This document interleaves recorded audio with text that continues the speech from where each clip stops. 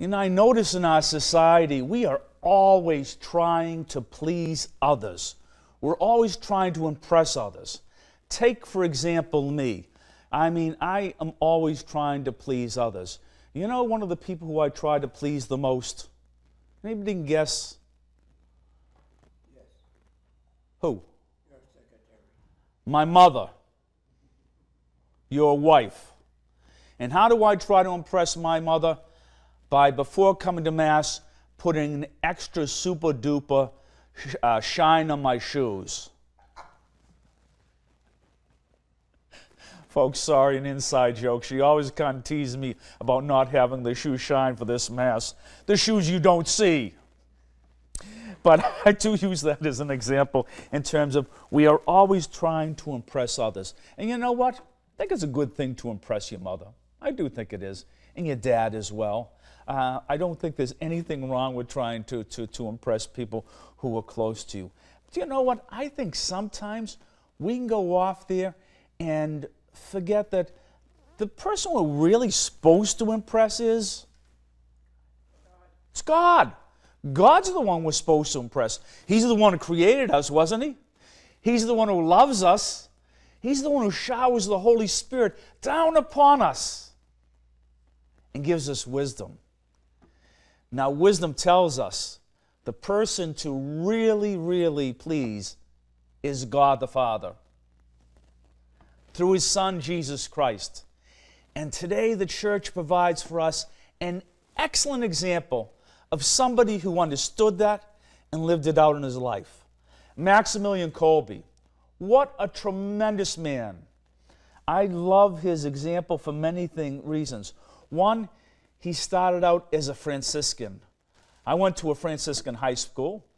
Thank goodness it was my mother who got me inside there. She told the principal, let him in despite the fact he didn't do good in that test because he's going to be a priest one day.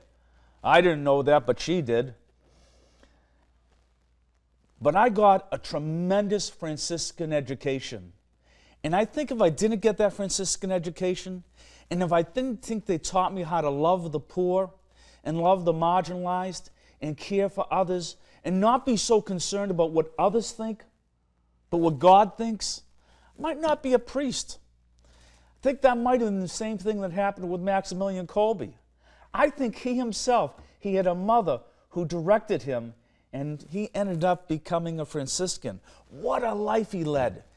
He went off there. Now me, I became a diocesan priest rather than a Franciscan because Franciscan priests, they can't have season tickets to the Red Sox. And they can't own their own car.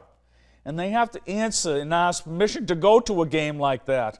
I could never do that. So I became a diocesan priest. And that thing about poverty, I live it, but I didn't know that was going to be the way it turned out. I have a Franciscan heart. And so he showed the epitome of a Franciscan heart. He left his country and he went over to Japan. Now, this is in the early 1900s, and I cannot stand humidity at all. Oh my gosh, I'd be like, Frosty the Snowman. I would just melt. But not he.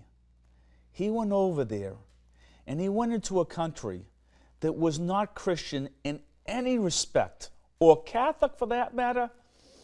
Very, very unusual. And he went over inside there, and he dealt with the poor.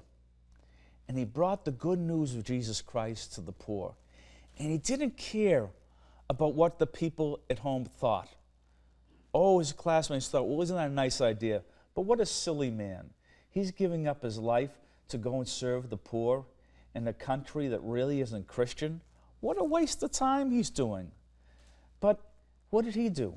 He brought the gospel values of Jesus that St. Francis imparts to us, and he brought those, and he took care of the poor.